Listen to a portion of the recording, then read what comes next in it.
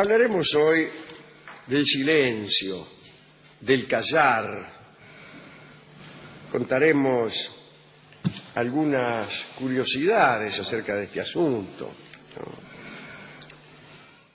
Citaremos a personajes famosos que hablaban poco. Haremos referencia a cuestiones de etiqueta que imponían cerrar la boca. Incluso hablaremos de algunos grupos religiosos que tuvieron y tienen aún como premisa el silencio. Algunos historiadores han dicho que el silencio ha sido uno de los elementos esenciales de muchas religiones. En la antigüedad clásica, sin embargo, se privilegiaba una retórica elocuente, cuando no verborrágica. Ahí están los grandes oradores griegos, cuya elocuencia servía como valor de prueba, tenía valor de prueba. Si un abogado, vamos a llamarlo así, era elocuente, pues eso servía para ganar su caso. No se analizaban tanto los hechos expuestos como la forma en la cual se los exponía. Hoy, sin embargo, hablaremos del silencio, que en la antigüedad tampoco era infrecuente. Había silencios religiosos, silencios sagrados. Ahí está Pitágoras, que sometía a sus discípulos a un silencio inicial de 2 años. Vos te anotabas en la escuela de Pitágoras y por 2 años no podías hablar. Y bueno, era así. El caso es que el silencio era decisivo entre los pitagóricos, no solo como prueba inicial. Plutarco decía que el silencio era algo profundo y reverente y aseguraba que el silencio era divino, que era lo que aprendíamos de los dioses. De los hombres, decía Plutarco, se aprendía la palabra, que para él era una cosa baja, ¿no? Y de los dioses el silencio. Los padres de la Iglesia se acercaron a ese pensamiento. San Ambrosio se preguntaba retóricamente, lo cual es una manera de hablar de más, preguntarse algo retóricamente. Pero se preguntaba, ¿qué deberíamos aprender antes que cualquier cosa, sino a callarnos, para que podamos ser capaces de hablar? En fin. San Ambrosio también refundió, dice nuestro... Por refundar, seguramente. Refundió, compiló, suavizó, dio nuevo, qué sé yo, iluminó de otro modo, pero cuando yo escucho refundió... Pienso en una doble muerte. Pienso en un alumno injustamente descalificado.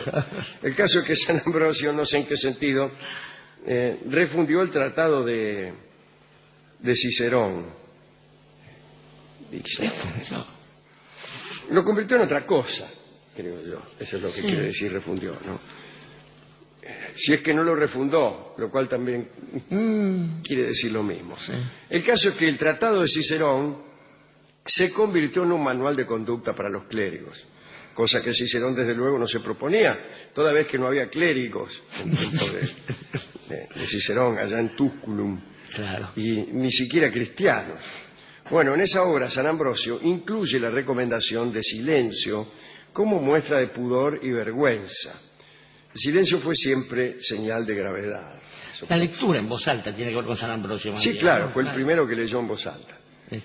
Y esto lo cuenta claramente San Agustín en las Confesiones. Sí. Dice que entró y lo vio a Ambrosio leyendo en silencio, dice con todo asombro. Creyendo que estaba loco, más o menos. Claro, porque antes se leía hablando, como algunos niños que leen diciendo lo que leen. Y algunos colegas. Y algunos, sí.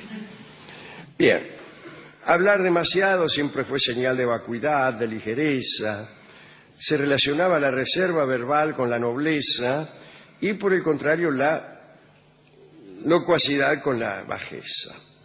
El charlatano, ¿no? El hombre que se ganaba la vida hablando en la plaza del mercado, claro. Ese era el locuaz. El Papa Pío V publicó un decreto especial en el año 1568. Tenemos aquí el texto en el que se dice que está prohibido charlar en las iglesias. Muy bien, me parece muy bien. ¿Qué es eso de ir a chamullar? Es como charlar en el En cine. el cine, claro. Es igual de malo. Con el problema de que la película le puede responder ahí. Claro, contestarle, ¿no? prohibido charlar en las iglesias. San Carlos Borromeo, arzobispo de Milán, impuso la pena de 10 días a pan y agua a quien conversara en la iglesia. Bien hecho. Claro. Está. Bien, algunos grupos de religiosos sostuvieron un silencio total, pensando que el silencio era señal de virtud. San Bruno de Colonia fue el fundador de la Orden de la Cartuja, los cartujanos, e hizo voto, el amigo San Bruno, de silencio riguroso junto a los monjes que lo siguieron. Se retiraron al desierto de la Chartroise, cerca de Grenoble, donde cada uno empezó a vivir como vivían los antiguos anacoretas de la Tebaida, pero no en la Tebaida, sino allí en Grenoble. Hay una anécdota graciosa acerca de San Bruno. Cierto personaje visitó el taller de un escultor famoso, que no me acuerdo quién era. Vio una de las estatuas con las cuales el escultor estaba trabajando y quiso hacer el cumplido clásico, ¿no? Y le dijo, ¡qué belleza! ¡Qué linda estatua! ¡Qué maravilla! Solo le falta hablar. Y el escultor contestó, pues si hablara, yo sería el menos talentoso de los hombres, porque es la estatua de San Bruno, que justamente no hablaba. Muy bien. El caso es que la Orden de la Cartuja, esta de San Bruno, tuvo cada vez más fieles. Nadie hablaba, tenían un complicado lenguaje de señas, entonces lamento decirle que hablaban. Claro. Si era un lenguaje, sí. Claro. Bueno, el caso es que los cartujos escribían, en vez de hablar, acerca de los peligros espirituales de la locuacidad.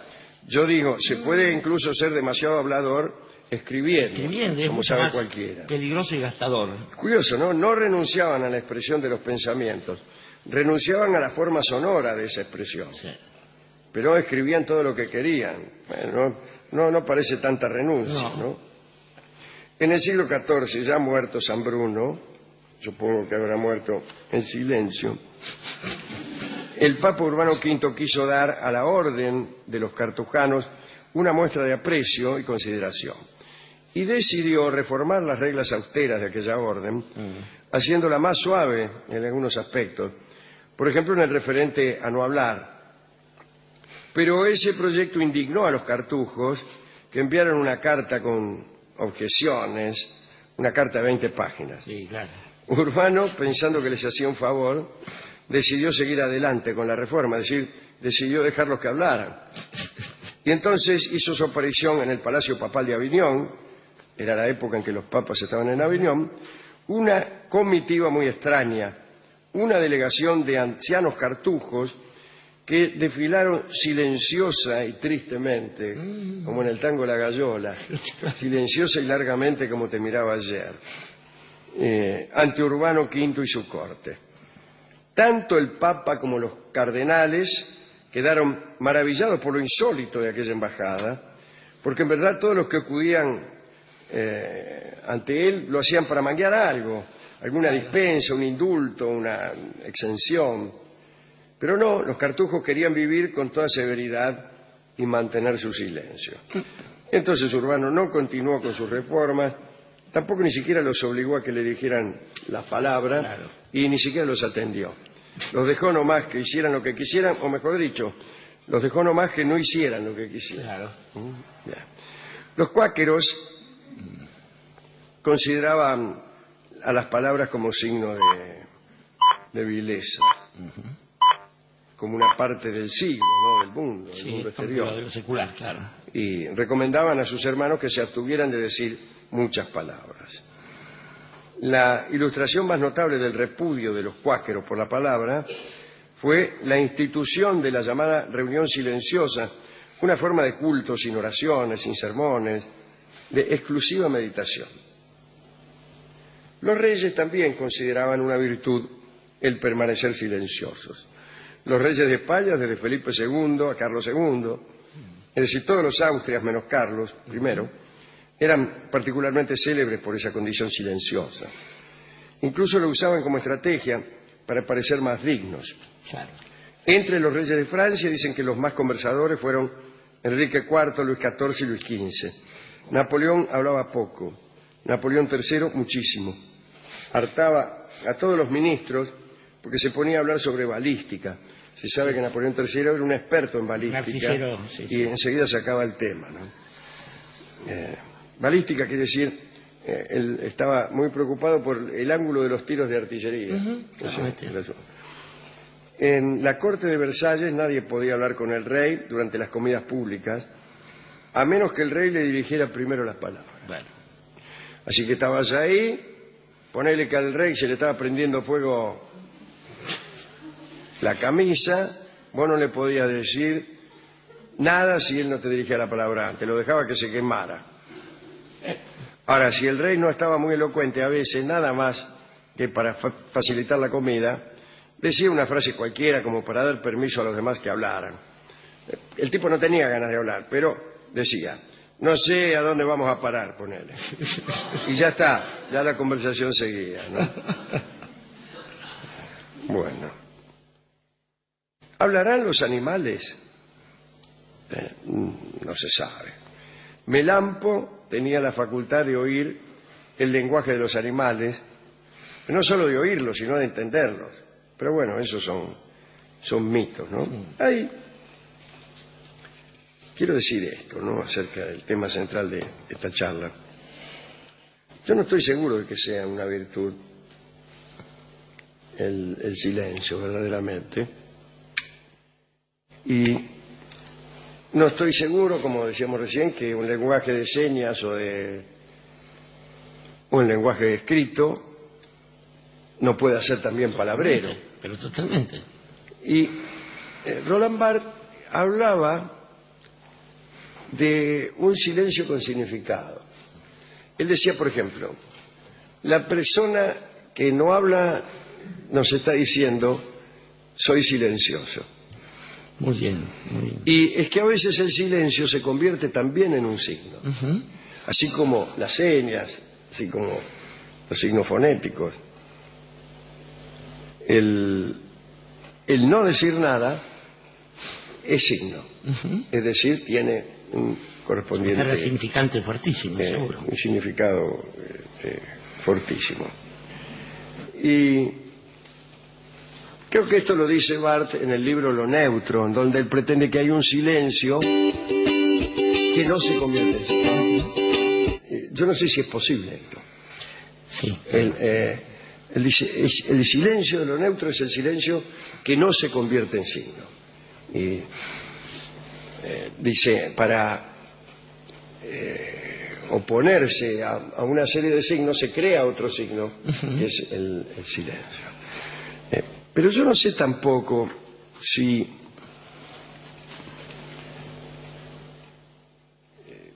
hay una sola naturaleza del silencio. Si es lo mismo no hablar porque es uno silencioso por naturaleza, o no hablar porque estás queriendo oponerte al decir. Así que yo no sé si es algo bueno el silencio o algo malo. Yo creo, Alejandro, que entre las dos formas de exceso, digamos, ciertamente, a ver, esta es la grandilocuencia, iba a decir, más que el exceso de palabras, es más notorio que el exceso de silencio, es más molesto entonces. Sí, claro. Esto sí influye o interfiere entre las otras expresiones.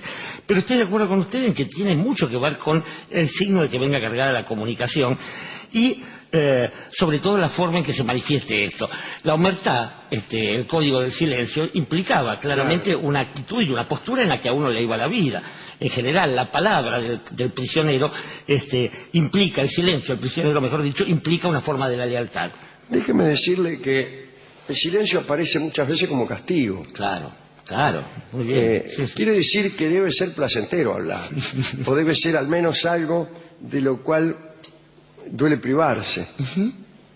Quiere decir que por eso, así a uno no lo condenan a hablar, sino que lo condenan a callar. En general lo condenan a callar. En eso consiste la censura, y también en otros ámbitos, en el diálogo jurídico o el diálogo amoroso, cuando aquel que tiene que hablar calla, está infligiendo a su vez una tortura, está infligiendo un mal, está infligiendo un daño. Claro. Aquel que no confiesa o que no da explicaciones de una conducta no es digno al callar, es un verdadero miserable. Claro.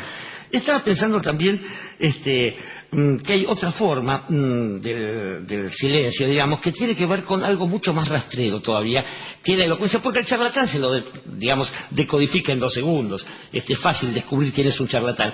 En cambio, usted recordará una obra que hemos disfrutado bastante por sus consecuencias y las afinidades que hay en la vida cotidiana, que es Desde el jardín, esa obra de Jerzy Kosinski, donde un rústico, un charro, un tipo, un jardinero, que hablaba poco, se convierte para la sociedad burguesa norteamericana en un sabio, solo claro, por callar. Solo por callar. O por hablar de una manera sesgada de lo único que sabía, que era de injertos y estaciones y este tipo de cosas. Creo que esto aparece en muchos dirigentes que han descubierto la beta de Chauncey Gardiner, era el nombre del tipo, y creen que Jerzy Kosinski era Jerzy Kosinski es el autor. Que la parquedad es sinónimo de algún tipo de mesura. No es así, en cambio, cuando uno viaja a otras latitudes. Por ejemplo, en general tiene que ver con la gente muy en contacto con la naturaleza. El campo no necesariamente argentino, también el argentino y otras áreas rurales en el mundo, donde el hombre del campo, acostumbrado a la soledad, mide sus palabras, pero también disfruta de la escucha del otro. Ese silencio es el que disfruta justamente de un sonido que no le es propio por incapacidad o por mesura. En los 2 casos es de nobleza. Yo diría que a la hora de los bifes, por supuesto, no hay que pensar, las señas son un lenguaje, claramente, y son una lengua también. Hay lenguajes que son los de los animales, y hay personas que hablan con la lengua de todos nosotros, pero funcionan como animales, lo usan solo para lo más elemental. Pero algún sentido debe tener esto si la palabra de las palabras dice en un principio era el verbo. Sospecho que algo de eso debe haber. Sí, y también me parece que es interesantísimo pensar, y aquí la palabra, pensar, si el lenguaje no es indispensable para pensar. Absolutamente. Quiere decir que sin lenguaje no hay pensamiento. No habría pensamiento. Del mismo modo, también es cierto que hay que ser muy consciente de aquello que se dice no como propio en términos de derecho de autor, sino como expresión de lo propio, porque uno se enfrenta en más de una ocasión a cosas que han sido supuestas por el otro y que nunca han sido dichas por uno, y que llegado el caso, la mejor manera de demostrarle al otro o a la otra su error es decirle: la verdad, yo nunca te dije nada. Y nunca te dije nada es una milonga de Omar Moreno Palacio, que es también un arrepentimiento por no haber hablado. Claro, por supuesto. Es un arrepentimiento por no haber hablado. Escucharemos a la extraordinaria Suma Paz en esta milonga, Nunca te dije nada.